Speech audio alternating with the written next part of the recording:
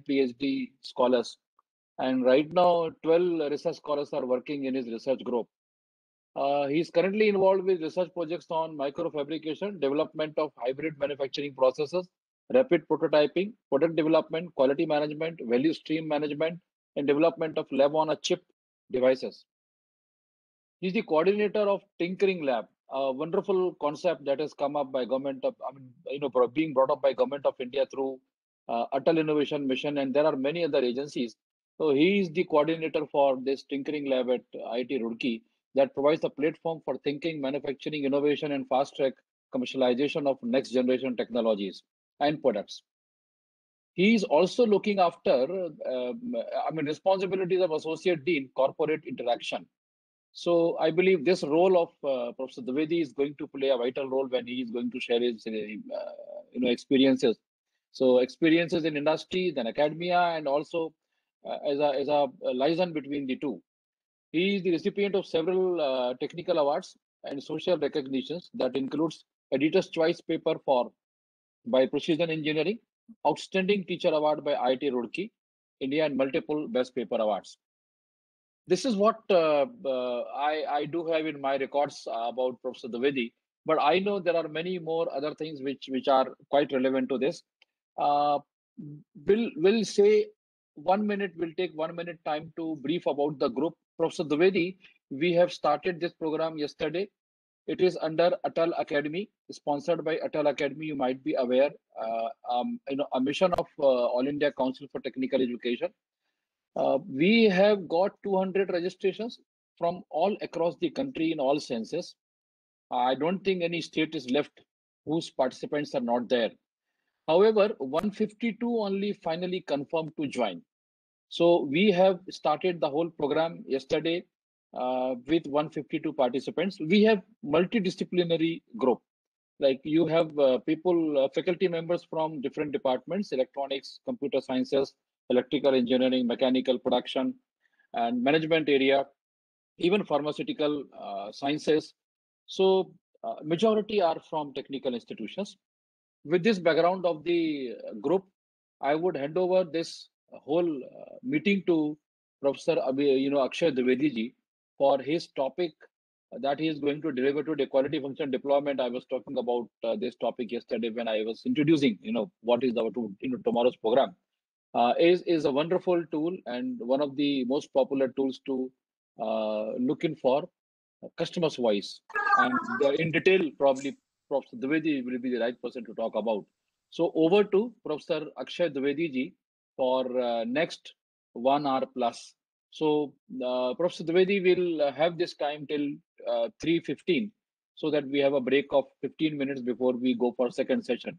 So handing over to you, sir. Thank you very much for accepting our invitation. Thank you, Professor Vimlesh. I hope I am properly audible. I saw there are a few lines in the chat box that there are issues in audio quality. No, it's fine, sir. It's perfect. Sir, it's audible, sir. Audible. You are audible. Absolutely no It problem. is audible. Perfect. It's absolutely fine. You can proceed. Yeah, okay. Vimlesh ji, thank you for nice introduction. Though many things that we do, it is basically not your personal contribution. It is a contribution of many, and whatever that I had been able to do, that is having contribution of multiple people, my teachers, my students, everybody. In fact, surroundings, environment, that also helps in dealing with the scenario.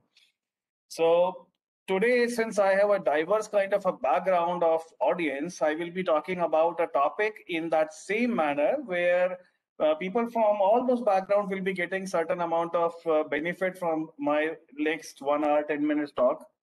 I'll be talking about quality function deployment. And the first word in this particular technique is quality, which is something which is very important. Now, whenever we hear about this particular word, this is a word which gives sort of a positive vibe in ourselves. So basically, it is next to impossible to define what is quality. There are ample definitions which are available in literature, but none of those particular definitions can actually give a true sense what this particular word actually means. Well, I do remember one definition which was given to me by one of my teacher, He was Professor Prem Vrat, who was the first director of IIT Roorkee. He always used to say, quality is customer's delight. So if you are happy about a product, if you are happy about a service, that implies your product or service is going to have a quality. So quality function deployment, the topic which we will be discussing, this particular technique is a wonderful way how to inculcate quality into the products and inculcate quality into the services as well. Now, when I say products, this doesn't mean only products which are being manufactured or there is something tangible to it. I'm also talking about, let's say, softwares. So they also have some kind of an aspect where quality comes into picture.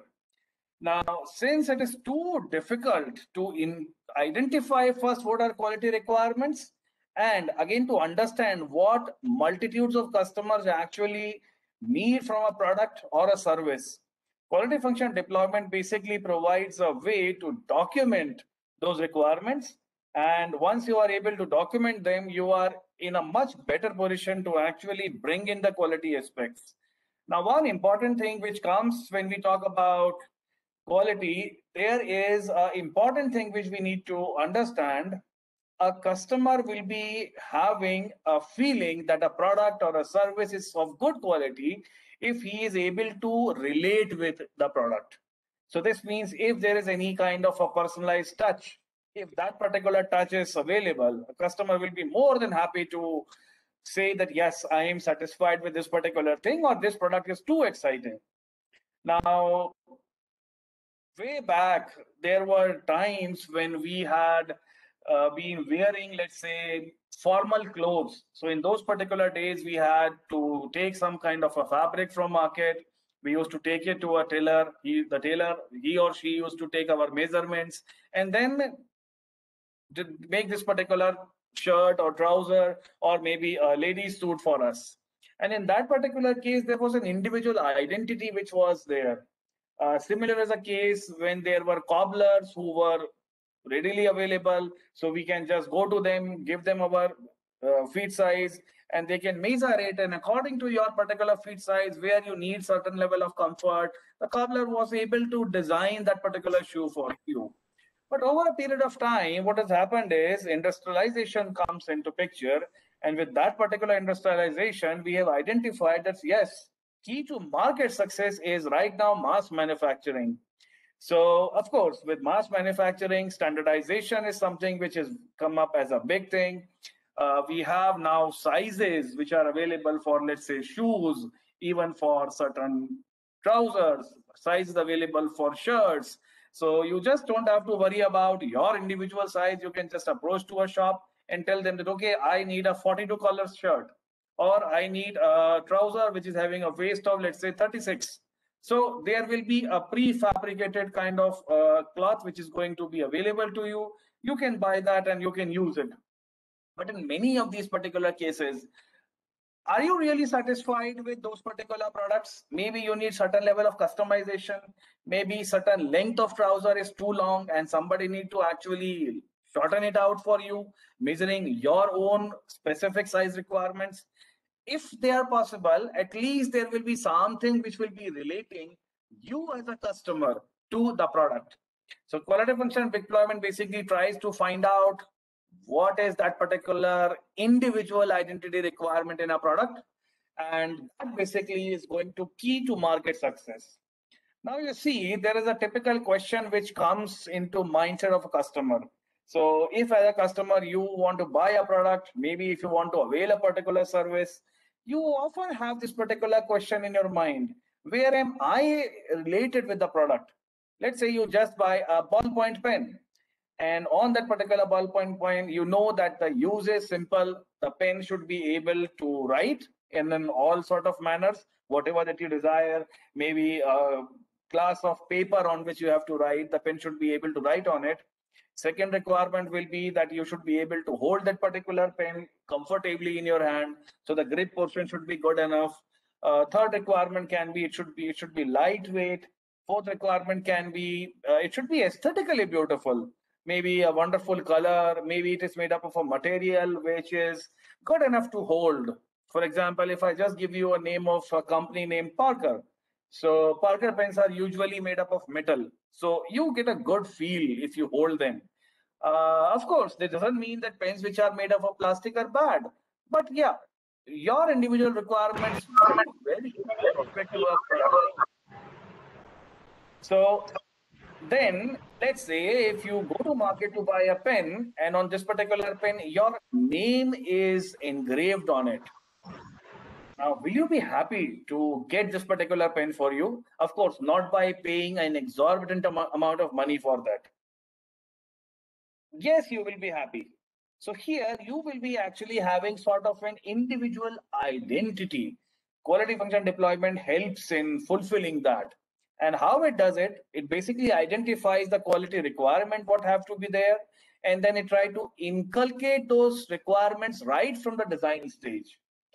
Now, when we talk about customers, we need to understand one thing which is very important. Anyone who pays is a customer. This is the usual definition that we understand by word customer. By the way, there is another an important way of understanding what a customer is. A customer is someone who interacts with a product or a service or maybe sort of a software. Now, this implies there can be two different modes of customer. One is the outside one, which is the end user, which is basically the client, which is going to pay for a product. The second set of customers are internal customers, wherein these people are involved in manufacturing of a product inside a company or designing a particular software where a software company is working for that. So we have to ensure that a product, if it has to be a quality product, internal as well as external customers, they both have to be satisfied. Now, just imagine a scenario. Let's say if you are working in an engineering institute and you are a faculty member there, and if you are satisfied with whatever policy that your particular institute has, if you are satisfied with the academic curriculum that is there, if you are satisfied with the mode of delivery where you can deliver your sessions to the students, maybe certain practical approach which your institute is following to provide you a platform where you can deliver to your fullest level. Your institute then does not require any brand ambassador from outside. You will be a brand ambassador of your own institute. So here you are an internal customer. The student, their parents, or maybe the industry which is employing those particular students, in fact, society is an external customer.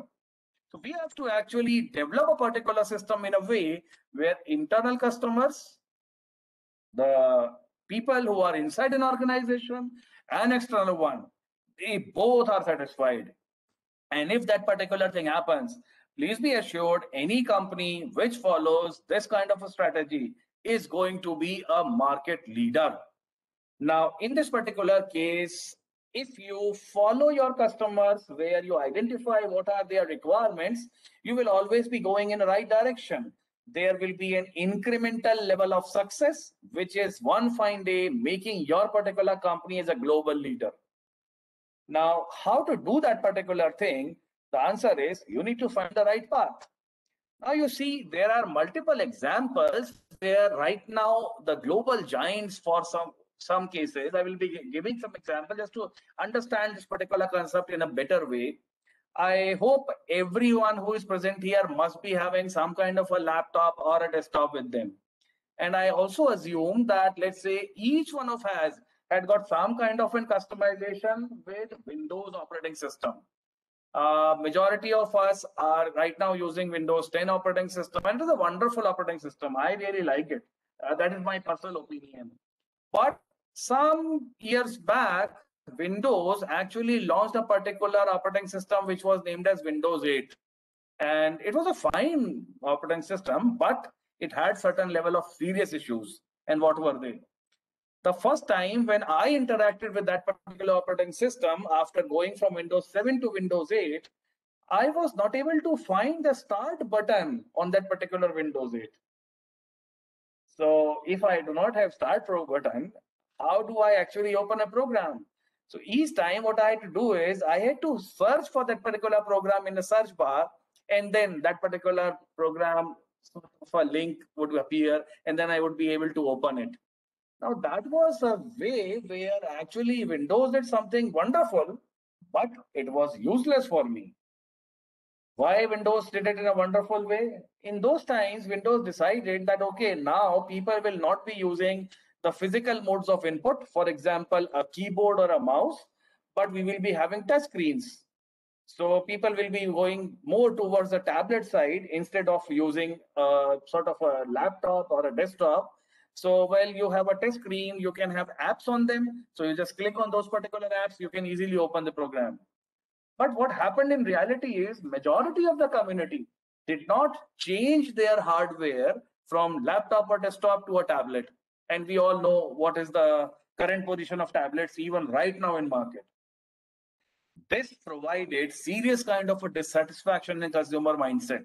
And in those days, Windows very quickly came up with another version where they just upgraded Windows 8 to 8.1. They provided some sort of startup bar, provided some sort of functionality, but more or less, it was not a very pleasing experience. In mind, these are my own personal experiences.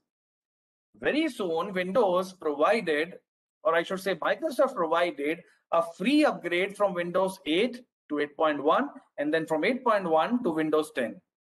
And a licensed operating system Windows is a costly affair. So those people who actually use licensed version of those particular OS, they know that yes, you need to pay some 3,000 to 8,000, 10,000 rupees for that particular OS. Now, why Microsoft actually provided that as free? The reason is they did not understood their customers. And that is one particular reason they lost an opportunity to get a wonderful product out in market, and they could have won very good amount of profit from that. So understanding customer is something which is very important. Now, so whatever that I have talked, let me just summarize it to you so that we can all have some sort of a same starting point. We need to ensure that what an organization want to do, that particular thing should be in line with all the internal customers who are there in the organization. So if an individual has got some kind of motivation, that particular thing should be in line with organizational goals. This should be in sync with the external customers. And if we have a sync between what our organization want to deliver to the community, the society, by making internal customers happy as well as external customers happy, please be assured this particular company is going to do wonderful. Now, many organizations who do not use this kind of approach, they usually stay at very bare level of market worth, or I should say market share. They just enter in the market. They know that, okay, there is a product or there are few products which they have to make. They have to make certain profit on it and the job is done. But continuing that particular journey where your particular brand gets a reputation, that particular thing is not going to happen until and unless there is a sync between external and internal customers, their motivations with the organizational goals. In this particular case, if you have to stay in the market, what you can do is decrease the cost so that you can get some kind of a higher profit. One thing which can be done is you can reduce the product oblique service deployment or development time. Now, can we have a way where we can do all of those particular things together and still gain the profit and still get a reputation from it? I will give you a few names. Just by name of those particular companies, you will be having some perception that, okay, this is a good company. One, Toyota. Do you consider their products to be a quality product? I'm sure maximum people who are listening to this particular question, they will be saying, yes, Toyota is having good production market. Second, Apple. Is there a pride value associated with their products? Pride value where maybe the products are too expensive. Still, people happily buy them if they can afford those particular products. Why? Because there is a perception which has built up over a period of time. A wonderful hardware, no issues about it. No other company can actually compete with Apple products in terms of their hardware quality. Of course, some of you may say that Apple makes you slave of all those particular Macintosh kind of devices because there are software limitations. I cannot transfer content from one device to another in an easy way. There are certain sync issues. All those things are there. But in terms of hardware, the products are wonderful. So is decreasing cost a way to do it? Maybe no. I can still increase the cost and still consumer will be happy to buy them. Just to give you another example from Toyota, I hope all of you have heard about this particular wonderful MPV, which is Innova. So some 3-4 years back, this Innova was transformed into Innova Crysta. MPV, which was costing something around 15 lakh rupees, was just made with certain changes in shape, certain body changes, and the most expensive version of Innova Crysta available right now in market is something around 25-26 lakhs. And people still book those particular MPVs and they wait for a few months to receive them. So one vehicle, slight modifications in body, price increase from 15 to 25 lakh, people are still waiting in line. You must have heard about news where customers are standing in line in front of Apple stores whenever a new model is being launched. Maybe it doesn't happen in India, but abroad. Yes, this is the picture. Now, why that particular thing happens? These products satisfy some of those requirements which are considered as excitement or wow requirements. To understand what I'm talking about is, let us see what are the customer requirements, what we can define in terms of quality. I will be giving you some examples just to understand them, how these requirements actually come in. The first requirement is where quality is very basic. These requirements are usually not mentioned by the customers. They are only mentioned where they are absent from the product. So for example, let's say if you have to travel in a train, what you usually do? You usually book a ticket, which is a sort of reserve ticket. So as soon as you will be having hold of this particular ticket, you know that, okay, on this particular date, this particular time, my train is going to come. I have to go in that particular bogie, which is assigned to me, and there will be a seat which is going to be reserved from me. So let's say on that particular fine day, you go there, you sit into that particular bogie and you find out that, okay, this is it, which is reserved for me. You say, okay, wonderful. This was general. This was supposed to happen. You are not very excited about it. But let's say in this particular same case, another gentleman or a lady is sitting on your reserved seat. What you will be doing? You will be asking to him or her, sir, this is my seat, or lady, this is my seat, please get up. If the gentleman says, no, I am not going to get up, you will be then going to complain to your ticket collector that, okay, this is my reserved ticket and this gentleman is not getting up. So basic quality is something where if it is available, you are not very happy about it. But yeah, that is supposed to happen. But if it is absent, then you will be complaining about it. Now remember, you buy a pen and the pen doesn't write. You will be complaining about it. If pen writes, okay, pen has to write. This is obvious, no issues. Then comes another requirement, which is performance quality, which basically provides an increase in satisfaction as performance improves. Now, for example, let me take a case from an automobile. From an automobile, what we desire is it should give highest possible mileage. So if you have to compare, let's say, two automobiles, one is giving a mileage of 15 kilometers per liter, another one is giving 25 kilometers per liter, you will be more happy with the 25 one. Why? Because here, higher number is giving you that particular satisfaction, because higher number is going to increase the performance. You buy a mobile phone. One mobile phone has got a, let's say, 6 GB of RAM, another one has got, let's say, 8.1. So 8.1 you will be preferring because higher number implies higher performance. Same goes with processor speed. So these are sometimes where when we consider specifications, those specifications helps us in identifying what are the performance quality measures. The third way where customer requirement comes into picture is excitement quality. And this is something which is referred as wow requirement. And often these are unspoken. But if a customer find out that this particular quality feature is available in the product and service, please be assured customer is going to be a fan of your particular product or a service. So that particular fan following is something which is really required. So how to do it? Now, let's say, take a case of that particular same train journey that we were discussing.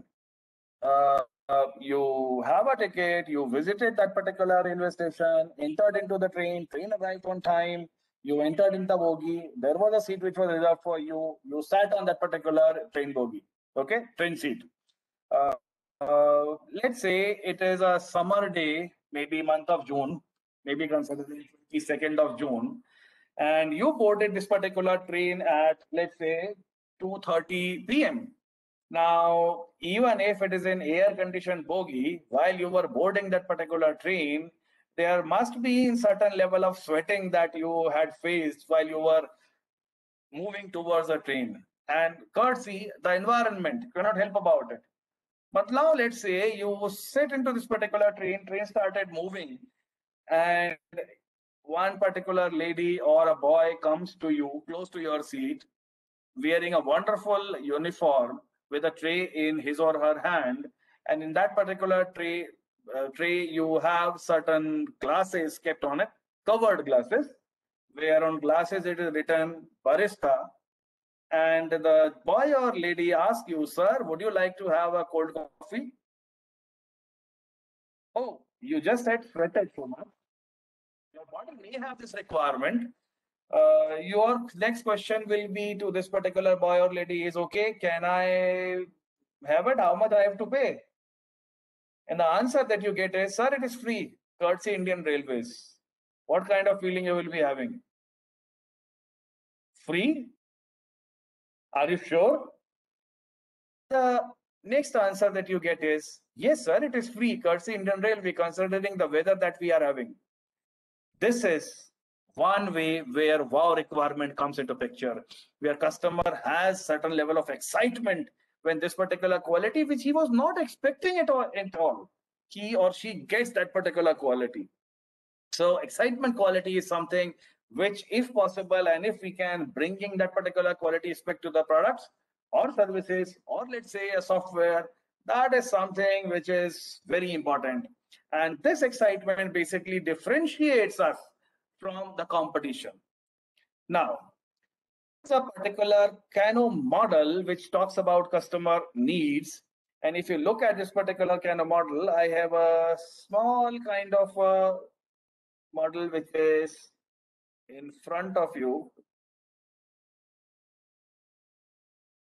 So stakeholder here is basically a customer, and if there are certain needs, and if those particular needs are in a way where, let's say, those particular requirement what a customer has, if they are implemented, a customer will be happy with that. If they are not implemented, customer will be unhappy, or I should say dissatisfied with those particular needs.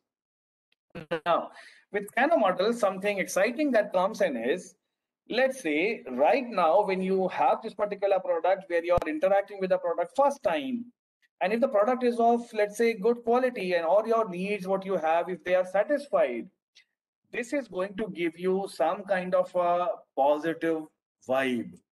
But after few months of time, will you be having that same kind of a vibe with the same availability of the specifications and the product features? Answer may be no.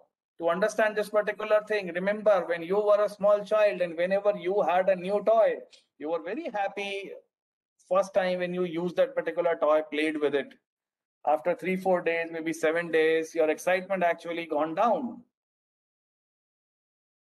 And then after, let's say, 10th day, when your parents or guardian asks about where the toy is, you were unable to give them answer of this particular thing because you opened that particular toy just to understand what is inside. The product was there to play. Play implies there was some intended feature that has to be there.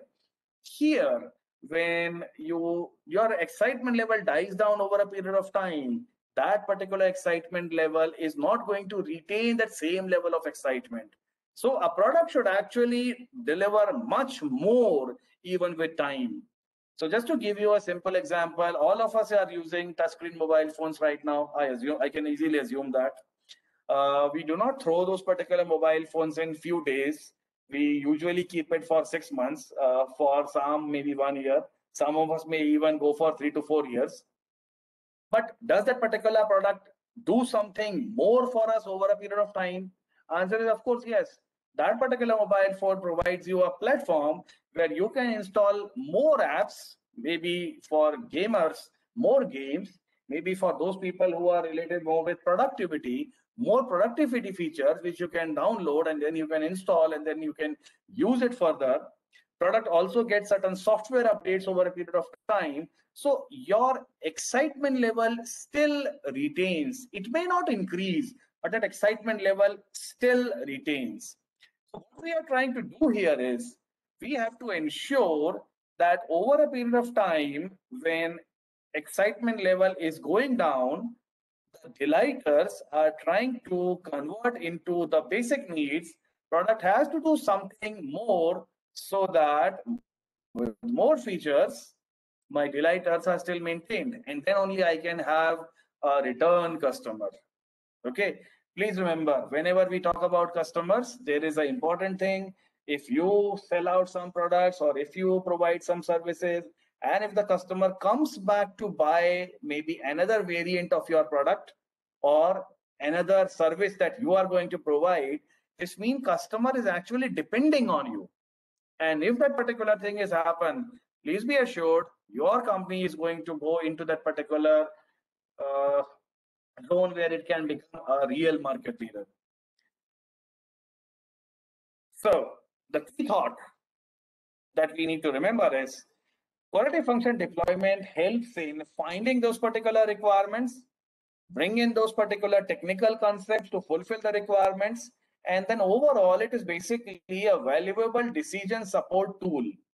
But QFD is not a decision maker. As a designer or a product developer or a service developer, you have to make those particular decisions, but you can make wise decisions.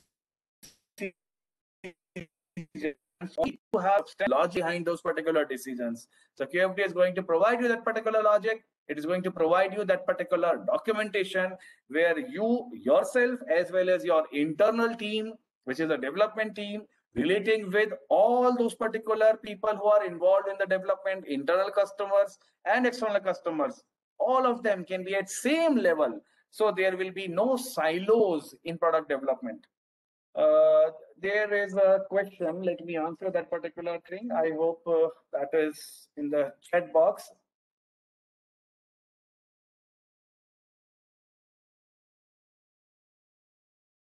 All right, Anand Prakashji asks, no, organization should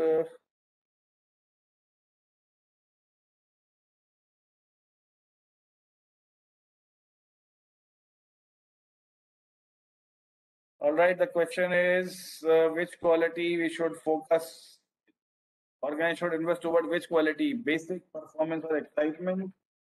And the answer is already given. It depends on the strategy, whether you are competing on cost and differentiation. Wonderful. Thank you, Mani. You have already answered the query.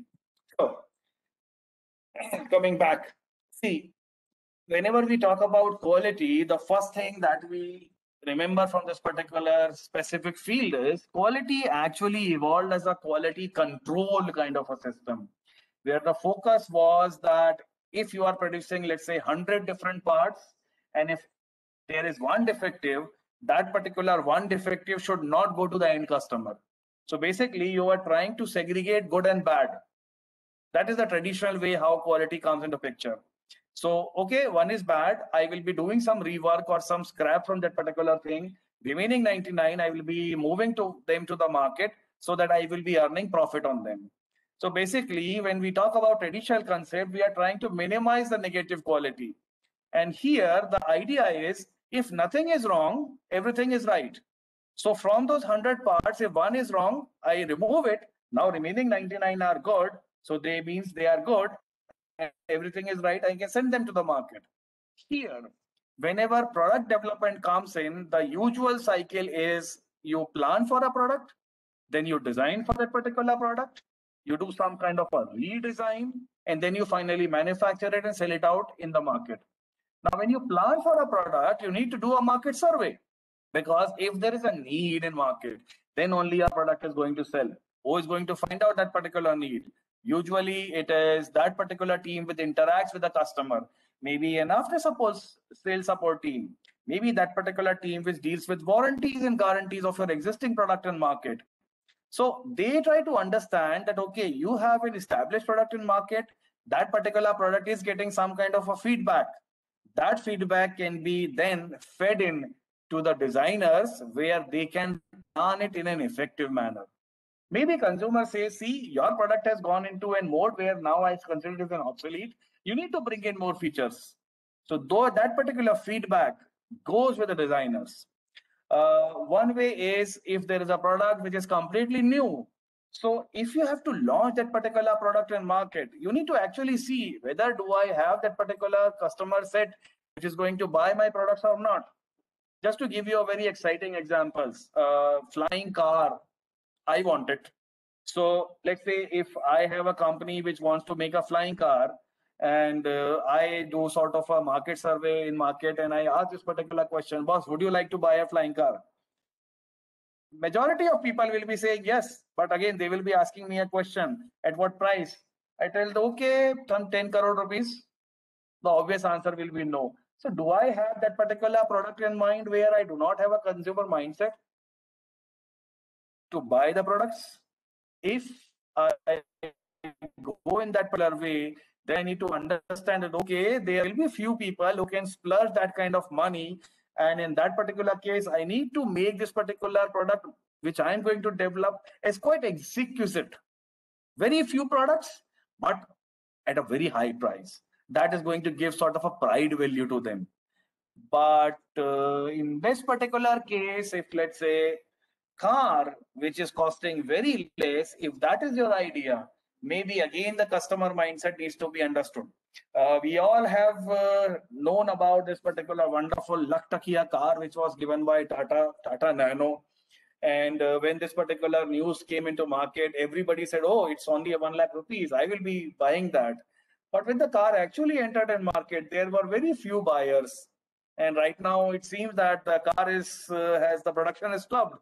And the why reason? The reason is people do not feel any kind of a pride in buying a very cheap car. Oh, it's a Laktakia one. Everybody can buy it. So there is no pride associated with it. So that particular input goes into the planning part.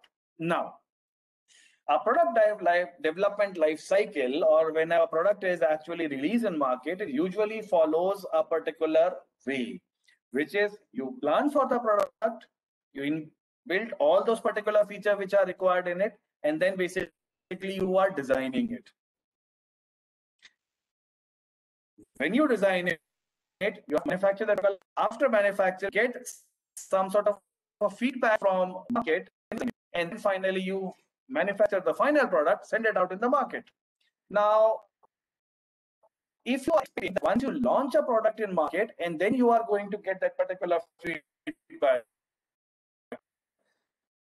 Sorry, this is a bad way of doing this. And in this particular case, customer will be having this testing from his purchase. Customer does not want to be sort of a, I should say, a experimental object.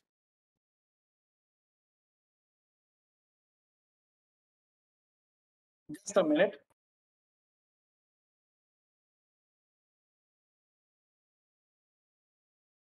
Hello. Yes. Anything wrong, sir? Just a minute. I think his slides are not moving, I think.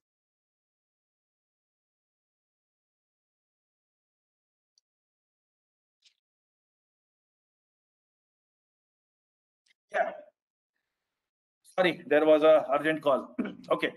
So a customer don't wants to be in a position where your company is going to experiment on his purchase. Now, this is something which is bad.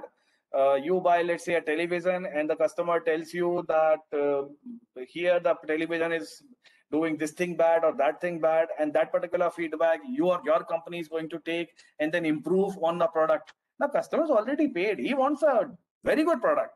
He wants to get that particular satisfaction. So if you spend some more time in that particular redesign, the opportunity to gain reputation and mindset of customer is now gone. But when we talk about quality function deployment method, Here we are talking about a case where customer satisfaction is the priority. We are not focusing on the negative part. We have a product which has nothing negative about it, but we want to maximize the positive quality. Remember, areas of improvement are always there.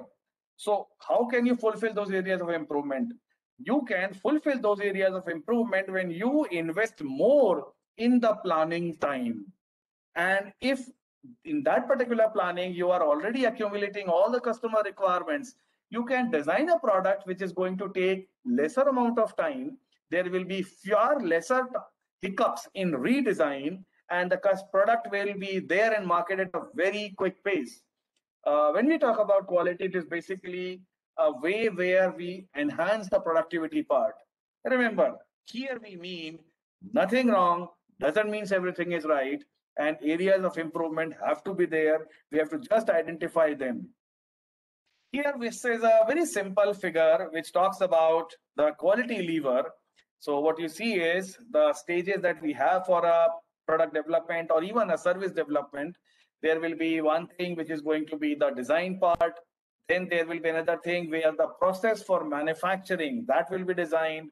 Then there will be the last thing, which is production. And once you do this particular thing, you can actually sell the product in the market. So before doing that, you do sort of a quality check, that is whether the product is doing the intended job, what you actually want to design in it. And if it says yes, it is going to do it, sell it out in the market. Then from market, if you get a feedback that, okay, something needs to be improved, you are now then focusing on the improved product. Okay. So this is one way how the sequence goes in. When we talk about the quality, what we are doing here in terms of quality function deployment is we are focusing maximum on the product design. And if that particular product design is focused maximum, the product improvement will automatically taken care of. And if that thing happens, a customer will be happy to buy your products multiple times. So now very quickly to bring out the concept, how to deal with it. We need to just remember quality function deployment was developed to bring a personal interface to modern manufacturing. Industrialization is going to be there, but can you bring your customer from outside as well as inside the organization in the design process of product or development of a service?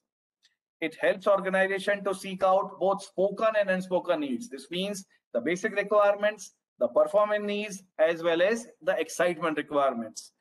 Translate in actions to fulfill those particular needs. And if that is going to happen, the business function will be ensuring that productivity is going to be there, which is ultimately going to result in maximum profit. It basically empowers organization to exceed normal expectations and provide a level of anticipated excitement that generates value.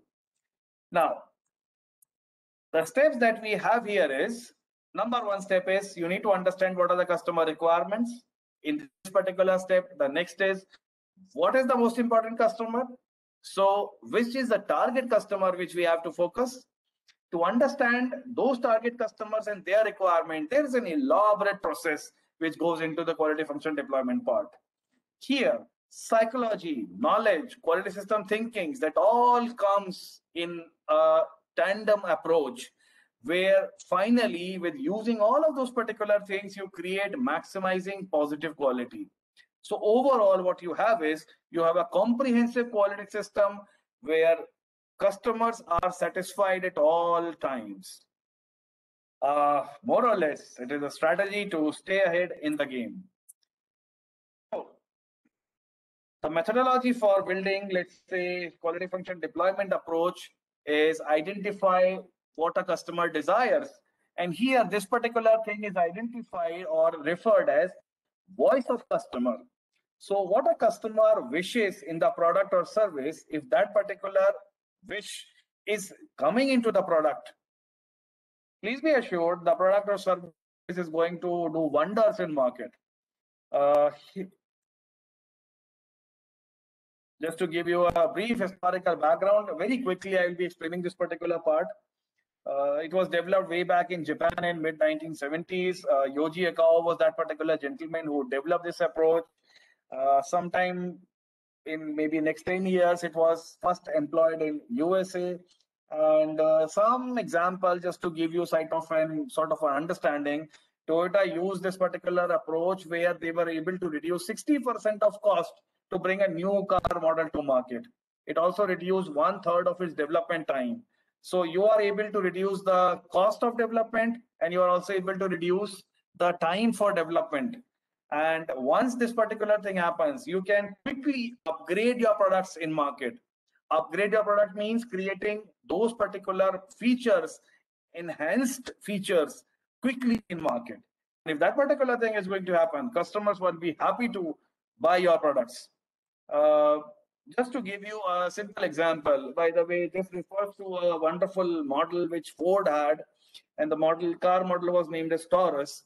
And this was a time when Japanese companies like Toyota and Suzuki Honda, they entered into US market, and they actually killed the automobile market in US. And the reason for that particular thing is Japanese cars were giving far better mileage, they were lighter in weight, the maneuverability was far better, and they were quite reliable as compared to the American cars which were available at those days. And this is the reason people in US stopped buying cars manufactured by US automobile companies, for example, Ford. But Ford came up with a wonderful model which was Taurus in 1986, and this was the car that saved Ford. It set a new design standard and proved America could build a modern front drive sedan that could stand and ring with the Camry and Accord. So Camry is from Camry is from Toyota and Accord is from Honda. Britain Daily Mail at that time said, setting a mid-90s benchmark in advanced engineering, safety and comfort, never has a new Ford car been such a pleasure to drive and ride in. Now, what is this particular Taurus? I'm so enthusiastic about explaining this thing. If you look at the figure which is in front of you, you will see a plain looking kind of a car, which is Ford Taurus. And by the way, it was car of the year for 1986. It was Car and Driver's 10 best list for 1986. Over 200,000 Taurus were sold during 86, and 7519919 sold during 2007. And the car continued for many, many years.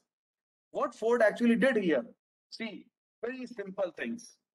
If you look at this particular car, you can find out that there is sort of a contour which you can see on this particular car.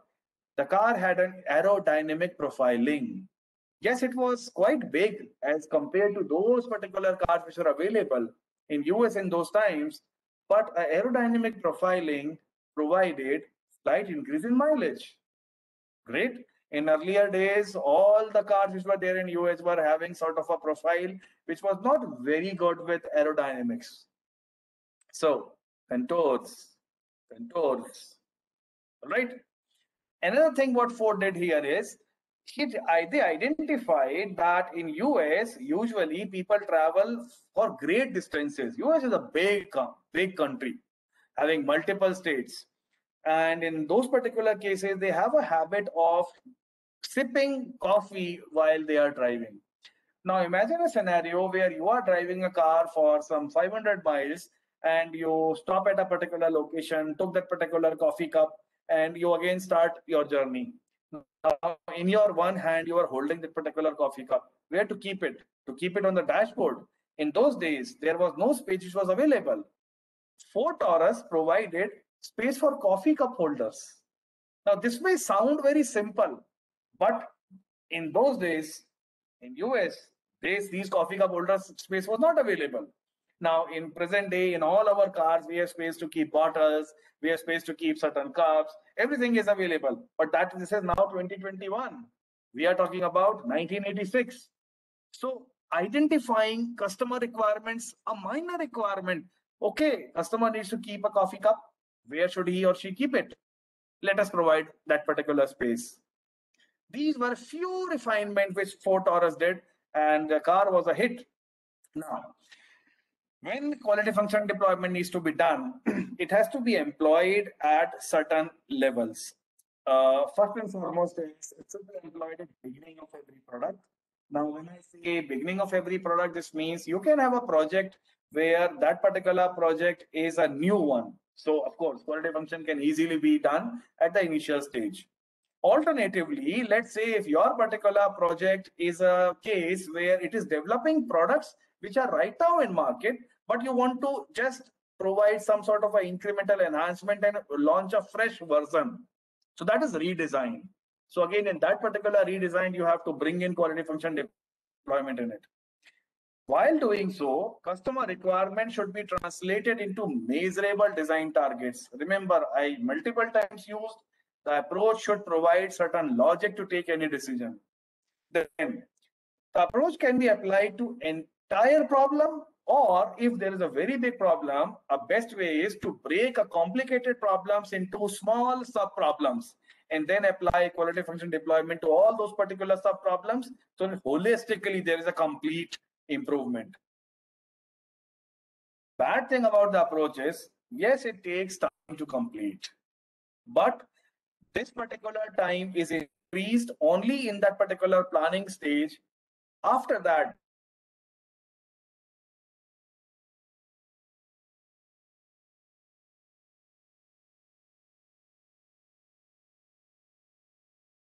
are diverse, and how to identify those particular requirements. Each customer will be having different sets. For example, let's say if I have to buy a television, my requirement will be to have all those particular multiple features which are right now available, for example, as TV has. Maybe if there is a female member in my family, her requirement will be, okay, to hell with your smart features, I need a very good brand value. I need a Sony. That's all. Maybe if I have children in my family, their requirement will be, can I connect a PS5 with that? Does it has HDMI ERC available so that we can connect our PlayStation version 5 in that? So here, maybe as a person who is also going to pay for this particular product, my requirement would be, okay, to take care of all your requirements, I need to also ensure that how much money I'm going to spend on that. So if I have a product which can be set as value for money, having all those particular features, also having certain brand value associated with it, I will be very happy to buy that particular product. So company has to identify which is that particular key customer which is going to take the decision. And if that particular person is identified or group of customers are identified, wonderful. Here, the need can actually be translated into a measurable action, and then a proper design procedure goes on. So to capture the voice of customer, there are multiple ways. One is direct discussion, interviews, surveys, focus groups, observations, field data, warranty data, online reviews, cold calling. So all of those particular things are serving as a way to capture the voice of customer. Maybe some of you had gone your automobile service at a particular authorized service center or agency, and after a few days you must have received a call. Okay, sir, you brought your car for service. What is your feedback? So similarly, when you buy a product which is online, you must be receiving some sort of an email from that particular e-commerce platform that, okay, you bought this particular product, please review the product for us, rate your experience. So that is also one way how these companies capture the voice of customer. The idea is very simple. What a customer desires, that particular same thing has to be delivered in the same manner. So this is a very funny kind of an example. What happens is, what a customer wanted is basically a swing. What sales did, they attached 3 ropes here. Why? Because they want to increase something. Market planning attached more planks. Why? Because they also would like to add something to it. Engineering want to be creative, so they made a different kind of a design. Manufacturing identified what is the easiest way to do it, so they made it in a different way. And finally, what field service did it, okay, the system should not fail, so I should make it more robust. So whether we are having this particular customer requirement fulfilled, answer is no. When we talk about quality function deployment, the idea is at all levels, we should understand what the customer requirement is, translate that particular thing in best possible way, and finally deliver it in that same sense what the customer desires, and meanwhile fulfilling the requirements.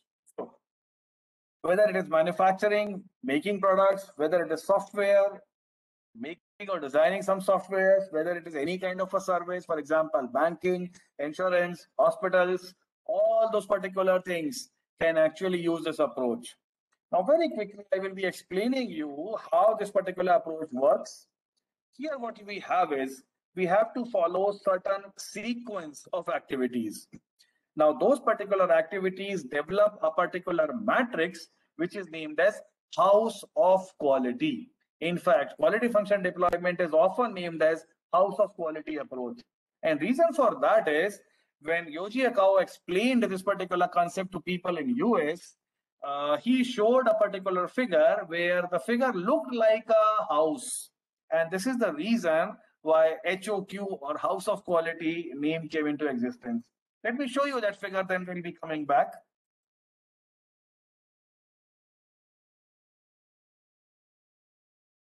So this is a typical quality function deployment matrix.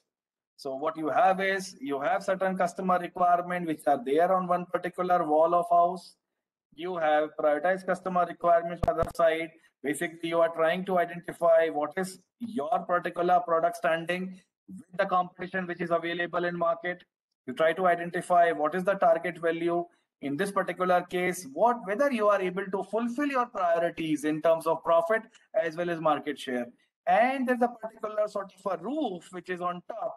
So basically, if you look at this particular complete matrix, this matrix looks like a house of quality.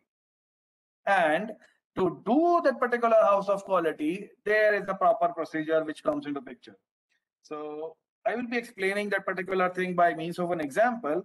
Let me take you again slightly back just to explain what are those particular steps which happen. So whenever quality function deployment comes in, we need to understand that it is a process which goes in a particular sequence. First step is usually where you identify customer requirements and bring in those particular requirements to do product planning. This is basically, you are designing something. Now, once you design, the next step will be how to develop a process where you can manufacture that particular process. So to do that, the next step comes in is part planning, followed by process planning. And once you have done this particular case, the last step comes where you are doing the real manufacturing or the real production. Now, if these particular sequence have to be there, house of quality is to be made at all levels, with product planning, with parts planning, with process planning, and finally with production planning. Usually what happens is, design attributes are taken care of by taking inputs from customer attributes. Customer attributes means customer requirements, which provide the input to design. Output from this particular stage goes in to find out the component attributes. The output from component attributes goes in where process operation comes into picture. Output from process operation goes in where quality control plan, again in terms of production, comes into picture. So basically, a sequence has to be followed. And that particular sequence, it takes time. Now, usually in Japan, all 4 particular house of qualities are made. But usually there is a tendency in West to use only the first one, or maximum maybe first 2 houses. Again, in India, let's say, if as a researcher, if you have to work into this particular field, please be assured 99% of time you will be stopped only at first level of product planning when you make a complete house of quality. Because for going with the next level where part deployment comes in, process planning comes in, and production planning comes in, and all of those particular cases need external resources. So as a researcher, let's say if you have to work in this domain, you identify customer requirements, also know how to fulfill those particular things, then you need a particular industry to develop those particular parts, identify the raw material that is required. Then the industry will be following a processing sequence that is going to be then the phase 3, and then finally the actual production is going to come in. So usually quality function deployment stops at first level. In rare cases, it goes to the second level. There are cases are extreme rare where phase 3 and phase 4 comes in. So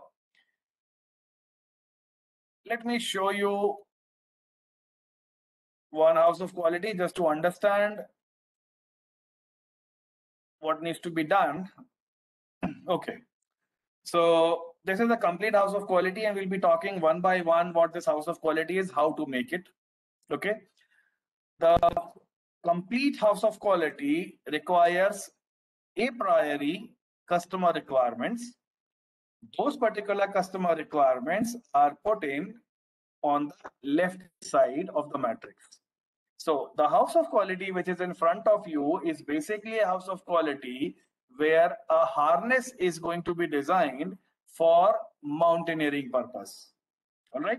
So there is, let's say, some sort of a questionnaire which has been given to customers, and customer responds in certain linguistic ways how the harness comes in. So one set of customers is easy to put on, comfortable when hanging, fits over different clothes, accessible gear loops, does not restrict movement, lightweight, safe, attractive. Some of those particular requirements are concerned with usability. Some of them are concerned with performance. But please remember, when we identify these customer requirements, we do not have any numbers associated with them. These are linguistic terms, easy to put on. Now, can I give a number to that? It's very difficult. And I cannot expect my customer to be a technical person who can define in terms of ergonomics to give a scale how easy it is to put on. I cannot give a number to my customer where a customer can actually define what is the definition of lightweight. 100 grams is a lightweight or 5 kilograms is a lightweight. It is very difficult to give a number to that. Now, in this particular case, we need to then identify the priorities of customer, which we have identified in terms of customer importance. So here, something which a customer really wishes needs to be given first off. Remember, you cannot satisfy all the customer requirements in one go. It's impossible. So if, let's say, customer has given you 50 odd requirements, you can fulfill only few of them.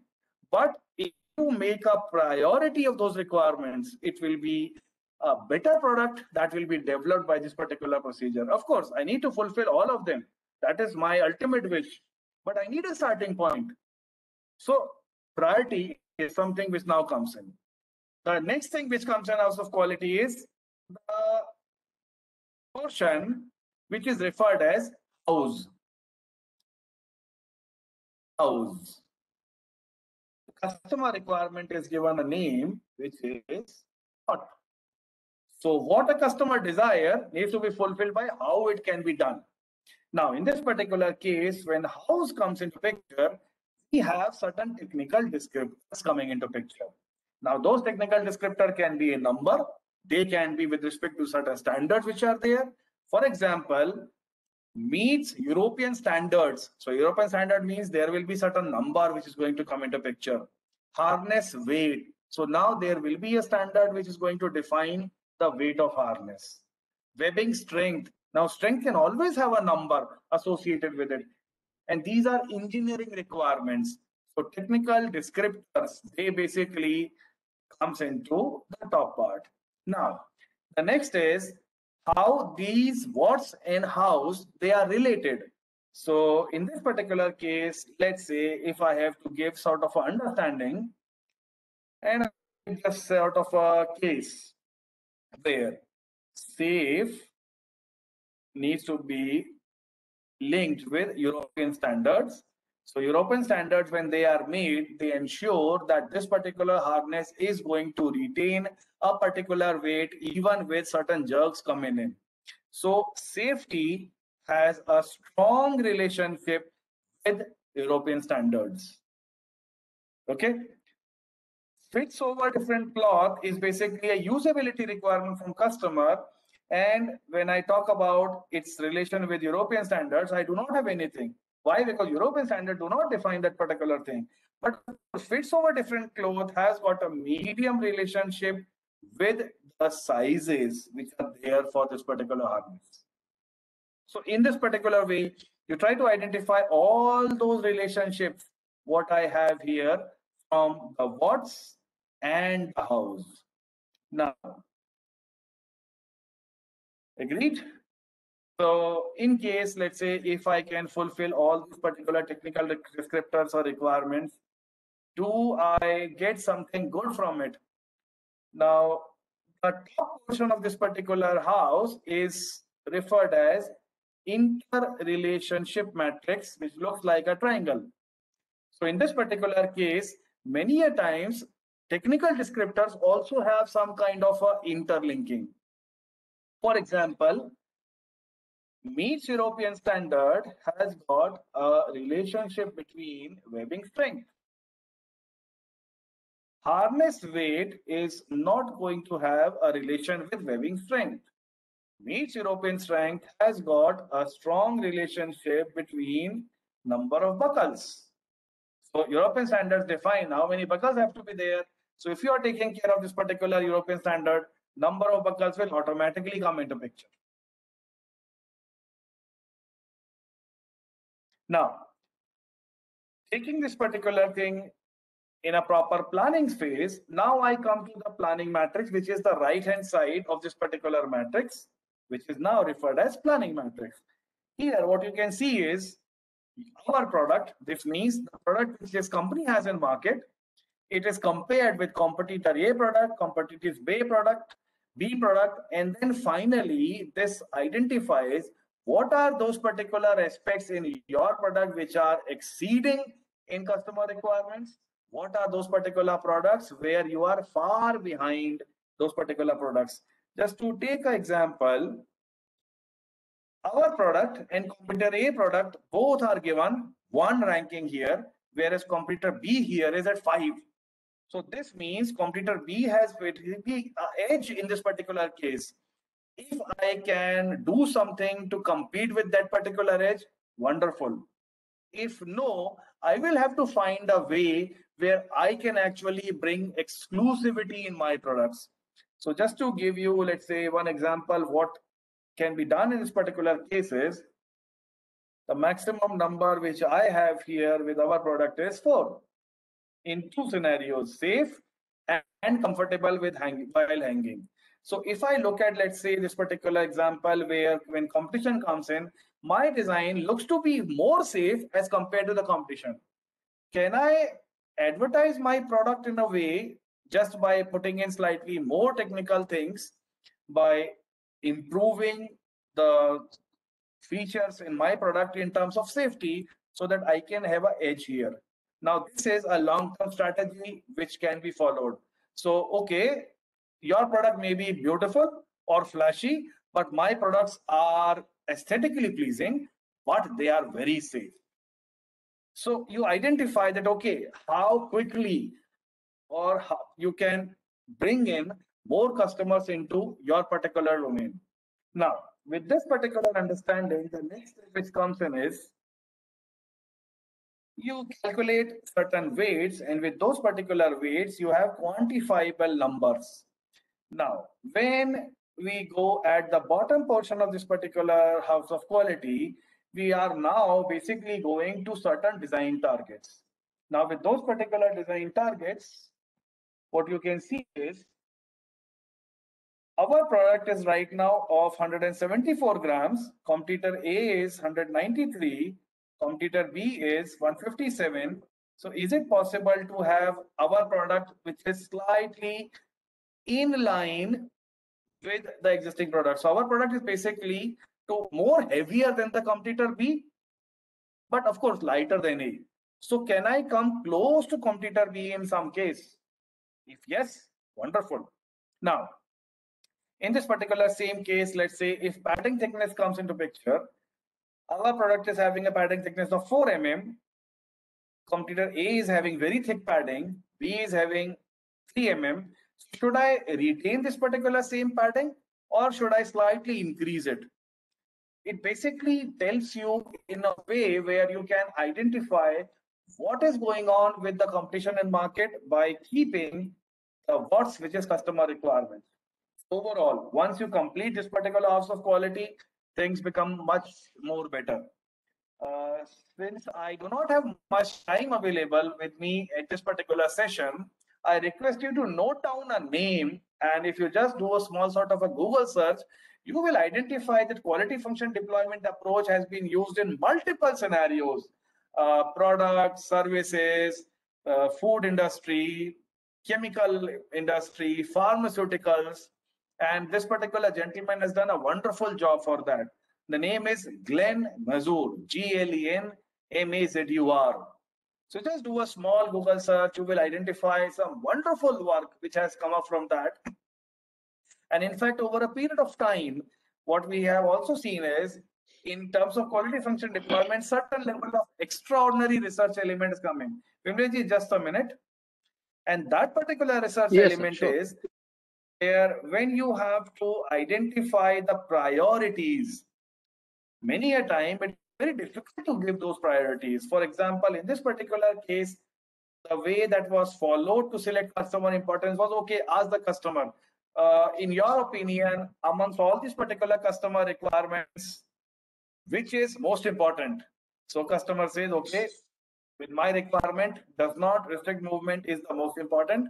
Safety is another one. Comfortable is another one. So when you have different set of customers, bringing all those particular opinions at same level of abstraction, that is sometimes becomes difficult. So in this particular case, there are ways where people have adopted it. The approach is named as analytical hierarchy process, AHP, where people do a pairwise comparison. Sati developed the approach. Maybe you can scribble it the name. Just do small Google search, identify how to use the approach. It is very simple one. Analytical hierarchy process. Now, over a period of time, people have also used ANP. So first they use AHP, then comes ANP. Now, in those cases where systems are very fuzzy, a new variant of quality function deployment has emerged, which is named as fuzzy quality function deployment. So basically, it uses fuzzy rule base, where you can transform certain linguistic things into numbers just to identify what are those particular priorities, and then use this particular approach. So research can be done in multiple ways.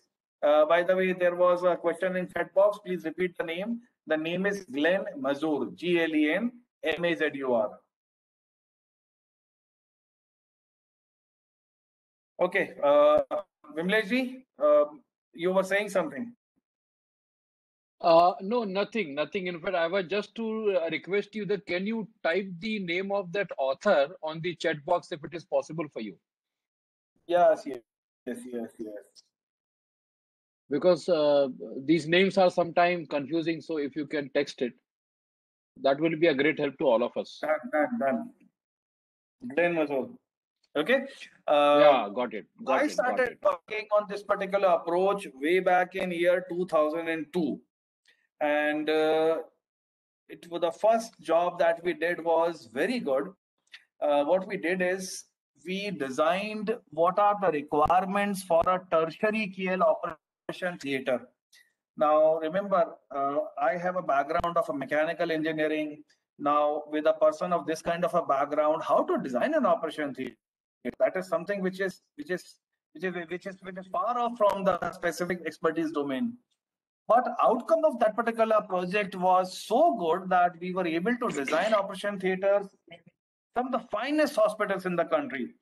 And extending that particular work was another work where quality function deployment came in, where we were able to design operation theaters in primary health cares in remote places.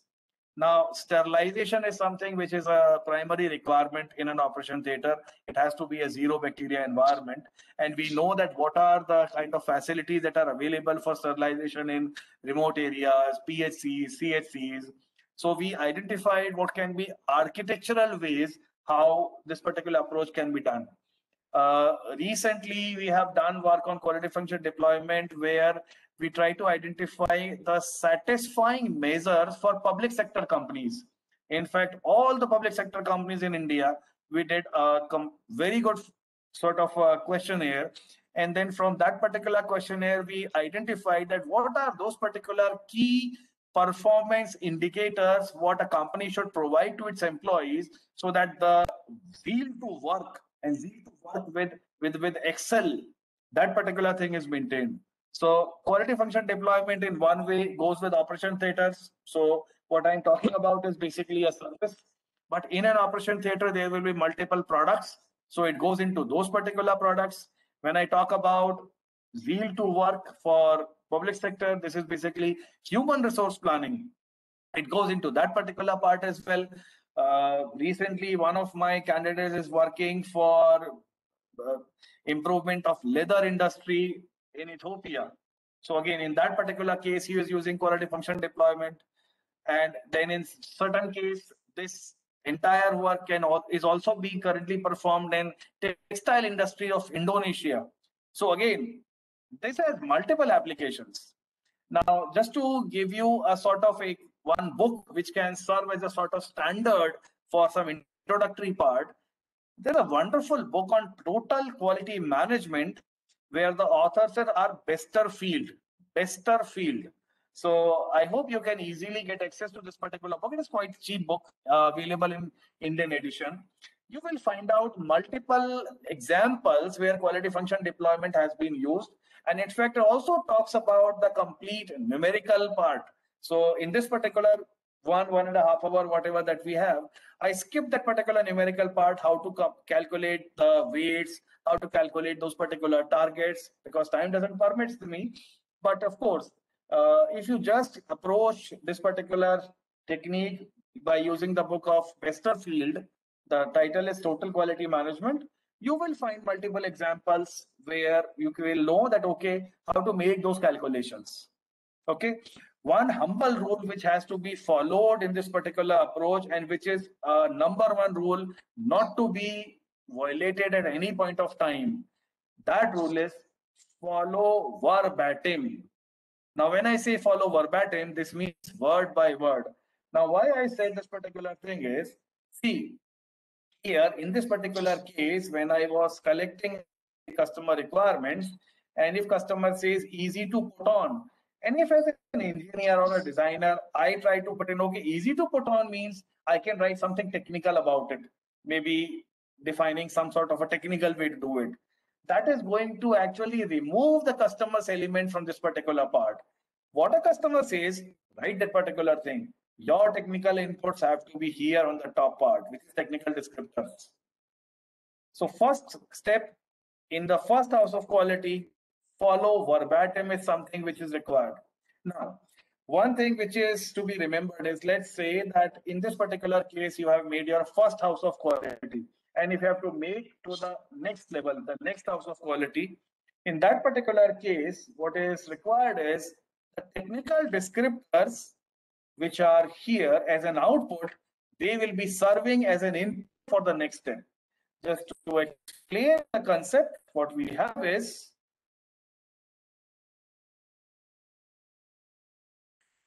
customer requirements, output is design requirements, which is technical descriptors or house. This serves as an input for next phase, the next house, where design requirement comes on the left hand side. From these design requirements, you will be able to identify what are the part requirements, critical parts and assemblies, and now these part requirements will be moving towards phase 3. In phase 3, the part requirement from previous phase are on the left hand side, which then go in the key process optimization.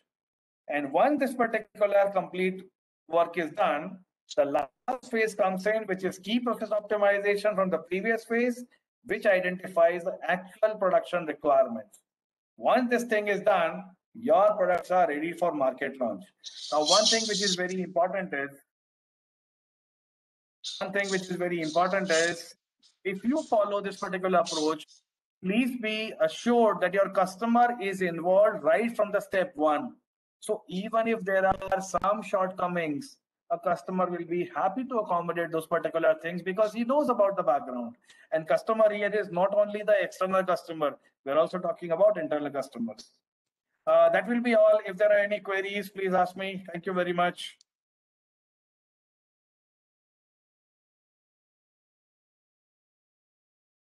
I think Professor Dwivedi, sir, I can understand it was going so interestingly. Even last session when we had the last program, I was there in the last few minutes in the month of September. It was so interesting and interactive. It was really difficult to suddenly wind up. But that session we had, fortunately, the last session of the day. And unfortunately, today we are having your session in mid of the day. So the next speaker, we are lined up with the next schedule, who is joining us from Birmingham. So I thought to request that if any question answers are there, the question answer we may not be really able to take, because I believe that participant, if they are given a 5 minutes break, probably will that be fine? Or if you want to take some questions, no, I don't mind.